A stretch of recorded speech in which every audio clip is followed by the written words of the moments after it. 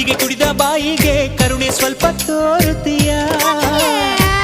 ಉಪ್ಪು ಖಾರ ತಿನ್ನೋ ಮನ್ಸ ತಪ್ಪು ಮಾಡದೆ ಹೋದ್ರೆ ಪಾಪ. ಇಂಥ ಪೋಲಿ ಹುಡುಗಿ ಕನಸ ಕೆಡಿಸಿ ಬಿಟ್ರೆ ಅದುವೇ ಶಾಪ. ಅಪ್ಪಿಕೊಂಡ್ರೆ ಇಲ್ಲ ಕೋಪ. ಮಲೆನಾಡಡಿಕೆ ಮೈಸೂರು ವಿಳೆದೆಲೆ ಬೆರೆತರೆ ಕೆಮ್ಮ